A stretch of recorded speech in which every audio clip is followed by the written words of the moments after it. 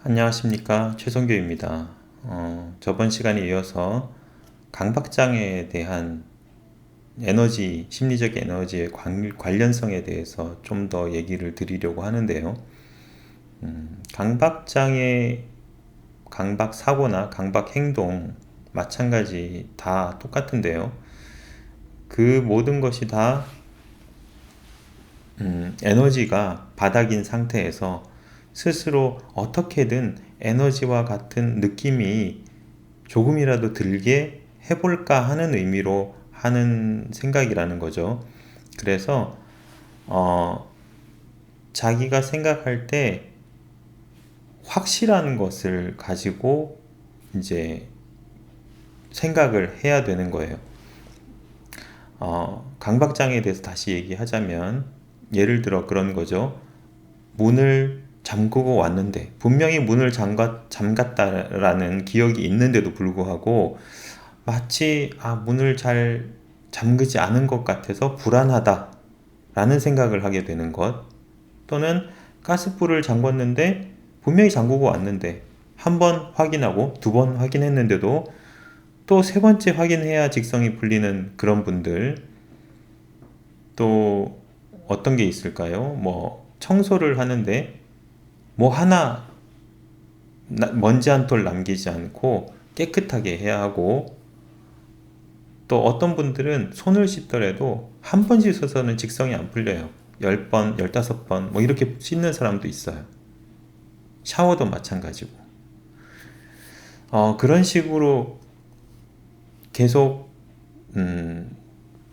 조금 아주 과도한 불안을 느끼는 사람들, 왜 말이 안 되는 불안을 스스로 하게 되는 것일까?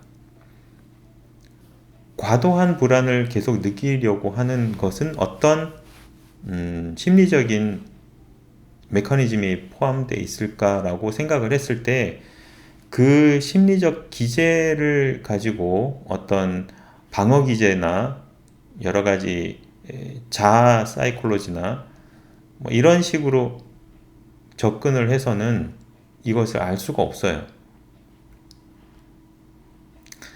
제가 생각하기에는 결국 강박증에이야말로 심리적인 에너지라는 것이 존재하고, 사람들은 그 심리적인 에너지를 어떤 식으로 느끼는지, 그리고 그 심리적인 에너지가 무의식적으로 심리적인 에너지를 느끼지 못하는 사람이라 하더라도 그 심리적인 에너지가 거의 주인공처럼 존재감을 가지고 심리 속에서 작동을 하고 있다라는 것을 알게 해주는 하나의 예라고 생각을 합니다. 그러니까 우리가 심리적인 에너지라는 것을 인지하기 이전에 이미 많은 사람들, 대중들이 스스로 심리적인 에너지라는 것을 느끼고 계신다는 거죠. 그냥 그것을 의식의 표면에서 느끼는 게 아니라 그냥 저절로 무의식적으로 느끼는 정도의 차이는 있을지 몰라도 느끼고 있어요. 그리고 그렇게 그것을 느끼고 행동을 하고 있는데, 그것이 심리적인 에너지라는 것을 못 느끼는 거죠. 그 이유가. 참 아이러니한 말이긴 한데요. 제가 지금 얘기하는 것은, 그래서 우리가 이때까지 심리적인 에너지 때문에 이런 행동을 보이는 거예요 라고 말씀을 드리는 거고, 그렇게 이해가 안 되던 행동들은 심리적인 에너지라는 것을 가상함으로써, 거기다 가정을 해서 끼워 넣음으로써 이 모든 것이 잘 설명이 된다라는 걸 보여드리기 위해서 이 말씀을 드리는 겁니다. 저번 시간에도 얘기를 드렸었죠. 이제 내가 일단 불안해요. 에너지가 없어서 불안하다는 것은 또 저번 시간에 설명을 드렸고요. 에너지가 없으면 무조건 불안합니다. 해집니다. 그거는 제가 얼마 남지 않은 기름으로 주유소를 갈 수 있을지에 대해서 사람들이 불안해하는 것만큼 우리가 얼마 남지 않은 심리적인 에너지가 불안을 불러일으킨다고 제가 설명을 드린 적이 있어요. 그렇게 에너지가 얼마 남지 않은 상태에서 불안하고 있을 때, 그게 만성적으로 불안해서 힘들 때, 사람들은 무의식적으로 그 상황에서 그 상황을, 에너지가 없는 상황을 극복하기 위해서 스스로 없는 에너지를 만들어내려고 하는 것이 바로 강박 사고와 강박 행동이라고 얘기하는 거죠. 어떤 식이냐? 저번 시간에도 얘기했지만 안도감을 불러일으킨다라는 얘기예요. 문을 잠궜어요, 분명히. 잠궜는데 그걸 본인도 기억하고 있고 기억 속에서 자기가 문 잠그는 행동을 기억하고 있어요. 하지만 그걸로는 원래 깔려있는 불안을 없앨 수가 없어요. 그쵸? 그 불안하고 이 불안은 다르니까. 근데 지금 내가 문을 잠그면서 확실하게 잠궜다라는 생각을 하면서 드는 안도감을 가지고 원래 가지고 있는 불안감을 조금이라도 상쇄시켜 보기 위해서 다시 한번 취소를 하고, 자기 행동에 대한 취소. 그래서 내가 분명히 문을 잠궜음에도 불구하고 안 잠궜으면 어떡하지? 내가 잘못 잠궜으면 어떡하지? 라는 생각을 하고 자기가 잠근 행동을 취소하는 거예요. 그리고 다시 가서 문이 잠겼는지를 확인하고 오는데, 확인하는 순간 내가 과도하게 불안해했구나 라고 생각을 하면서 안도감을 가지게 돼요. 그 안도감이 이때까지 자기가 에너지가 바닥인 상태에서 힘들었을 때 조금이라도 에너지가 들어와서 편안함을 느끼게 하는 유일한 에너지라고 생각하기 때문에 그것을 어쩔 수 없이 반복하게 되는 겁니다. 그러니 에너지가 없는 사람일수록 그 애꿎은 잠긴 문을 계속 반복해서 확인하는 횟수가 점점점 늘어나는 거예요.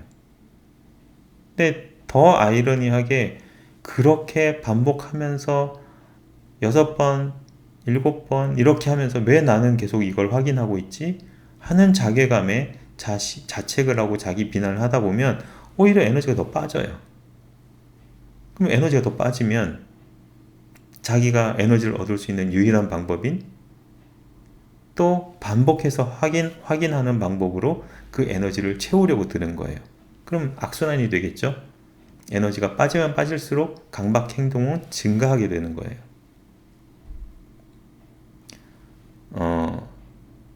저번 시간에 범불안 장애에서 과도한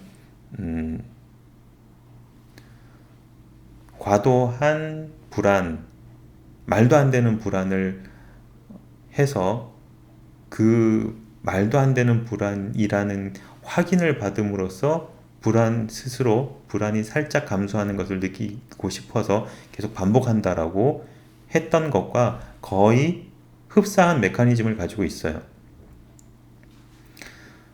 범불안 장애는 어떻게 보면 과도한 불안이라는 것에서 똑같은데 그 대상이 그때그때 달라져요. 건물이 무너질까 보다. 그런 불안. 그거 해가지고 이젠 괜찮아? 하고 확인받으면 다시 도로가 가다가 싱크홀이 생겨서 확 꺼지면 어떡하지? 그렇게 하는 그런 불안. 그 불안이 이리저리 옮겨 다니는 걸 얘기하는 거고요.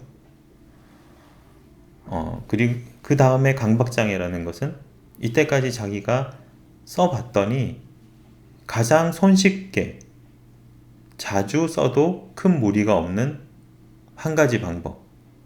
예를 들어 문을 열어놓고 가서 도둑을 맞으면 큰 손해잖아요.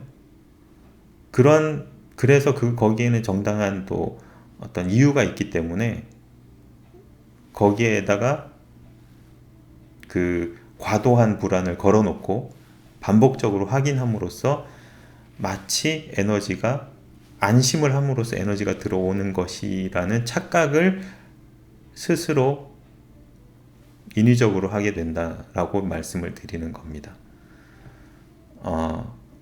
똑같이 둘 다 과도하면 할수록 오히려 더 병이 깊어지는 아이러니가 있기 때문에 이게 병이 될 수밖에 없는 거죠. 달리 치료하는 방법으로 우리가 그 항불안제, SSRI나 SNRI 뭐 이런 것들을 써서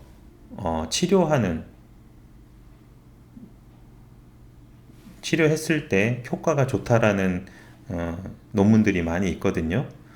그것 자체만 보더라도 이 문제는 명백하게 에너지 문제라고 저는 주장하고 싶다는 것이죠. 근데 이제 그러면 당연히 치료도 항우울제를 써서 하겠죠. 그리고 우리가 에너지라고 하면 에너지가 이렇게 추가가 돼서 얻어지는 항우울제도 중요하게 역할을 하겠지만 지속적으로 했을 경우 이런 식으로 지수적 상승을 보이는, 처음에는 미미하죠. 하지만 나중에는 크게 상승을 하게 되는 마종물요법도 이 치료의 가장 중요한 역할을 담당할 수 있다라고 설명을 드리고 싶습니다. 네, 오늘은 여기까지 하겠습니다. 들어주셔서 감사합니다.